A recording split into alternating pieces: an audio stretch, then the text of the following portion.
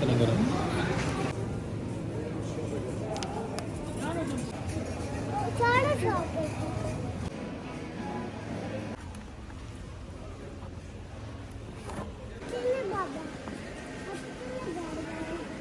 चीज़ें मिल रही हैं।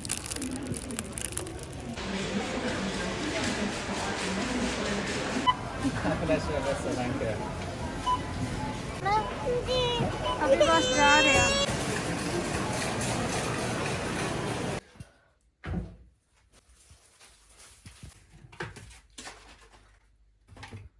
अस्सलाम वालेकुम beautiful people, welcome back to my channel. मैं चाह रही हूँ अपना नापसंदीदा काम करने, और ये मेरा फ़ैसला भी खुद का ही था, वरना तो मेरे हस्बैंड जा रहे थे ज़ावियार के साथ।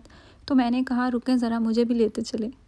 मुझे ग्रॉसरी करना या इतना घूमना पसंद नहीं है, पता नहीं क्यों, मैं बहुत जल्दी थक जाती हूँ। तो मैं फिर ज़्यादातर ग्रॉसरी के लिए अपने हस्बैंड को ही भेजती हूँ, बल्कि वो खुद जाते हैं खुशी खुशी। मैं बहुत कम जाती हूँ मार्केट्स वगैरह में, मेरा चक्कर लगता है।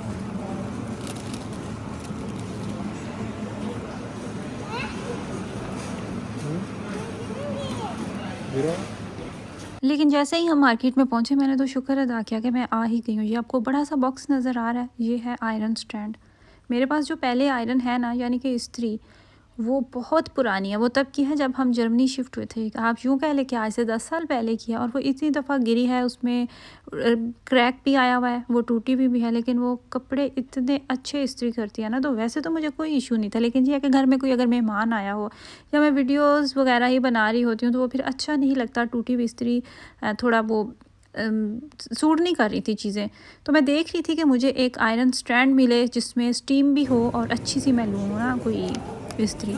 तो मुझे फाइनली कॉफलैंड में ये नज़र आई, और ये कोई न्यू ब्रांड लॉन्च हुई, या मुझे ये नहीं पता कि ये कॉफलैंड की है या वैसे कोई न्यू ब्रांड है। तो उन्होंने ऑफर पे इसको रखा हुआ था 35 यूरो की, वरना आप कहीं पे भी घूम के देख लें, आप ऑनलाइन चेक कर लें, आपको 80 यूरो से कम इस तरह की जो बड़ी इस्त्री होती है ना, वो नहीं मिलती। तो मैंने ये भी ले ली कि ये तो बहुत अच्छा हो गया। और इसके अलावा भी छोटी जो मोटी चीज़ें होती हैं, आप जितना भी मर्द हजरात को लिख के भी भेज दें या जो भी हो जाए ना, तो आप खुद ही भूल जाते हैं। मेरा तो ये है कि मैं खुद चीज़ें भूल जाती हूँ, लिखते हुए भी मैं चीज़ें भूल जाती हूँ।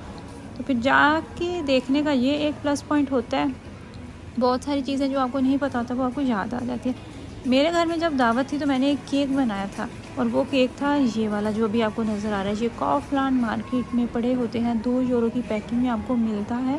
इसमें आपने बस थोड़ी सी चीज़ें घर से मिलानी होती हैं, बाकी इसमें सब कुछ चीनी वगैरह उन्होंने डाल के रखा होता है। बहुत आसानी से आप इसको ना बेक कर लेते हैं। तो मैं देख रही थी कि मैं कौन सा केक उठाऊँ, फिर मैंने ये लेमन केक उठाया कि चलो हम इसको ट्राई करते हैं। वरना तो मैं ख़ुद भी लेमन केक बनाती हूँ, इतना मज़ेदार वो बनता है। मेरे बच्चों को बहुत ज़्यादा वो केक पसंद है। इसके अलावा अब मुझे तलाश थी किसी और चीज़ की, लेकिन वो चीज़ मुझे मिल नहीं रही थी, मुझे नज़र नहीं आ रही थी। और वो चीज़ है, हम जब सूप बनाते हैं ना, सर्दी का मौसम आ चुका है तो बहुत ज़्यादा यूज़ की जाती है। आप अंदाज़ा लगा सकते हैं कि मैं किस चीज़ की बात कर रही हूँ? चले मैं आपको 2 सेकंड देती हूँ, आप अंदाज़ा लगा लें कि मैं ऐसी कौन सी चीज़ है जो ढूंढ रही हूँ।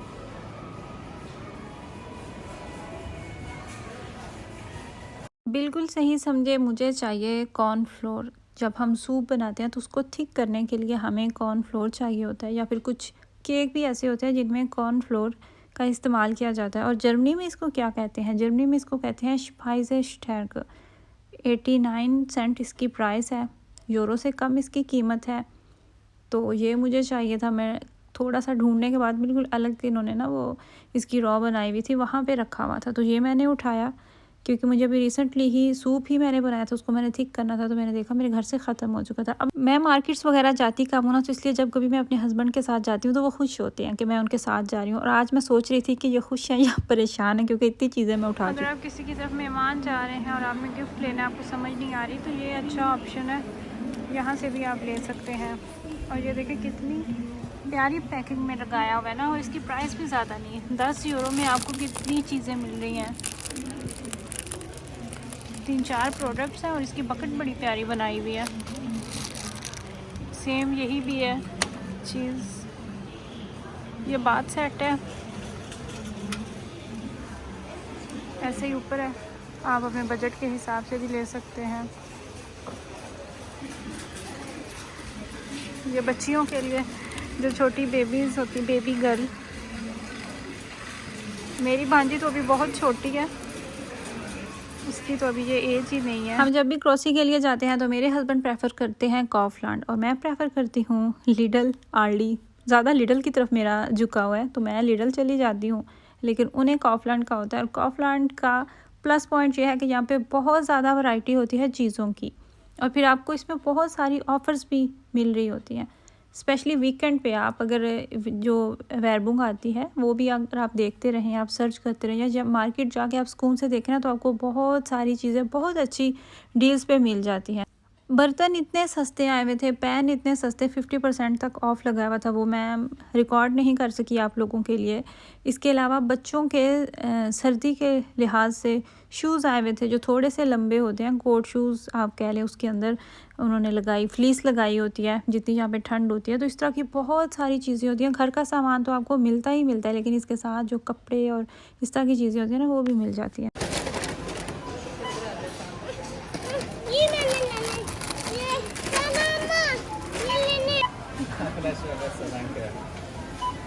सामान लेने के बाद जैसे ही फारिग हुए तो नज़र दौड़ाई, कासियों पे वो लंबी लाइनें लगी हुई थी। 12 के पता नहीं कितने उन्होंने ओपन किए हुए थे, लेकिन फिर भी वहाँ पे इतना शदीद रश था ना कि बारी आने का कोई नामो निशान ही नहीं था। फिर एक साइड पे सेल्फ़ पेमेंट के भी उन्होंने रखे हुए थे ऑप्शंस, तो हम फिर इस तरफ आ गए कि हमें क्या ज़रूरत है इतनी लंबी लाइन में लग के इंतज़ार करने की।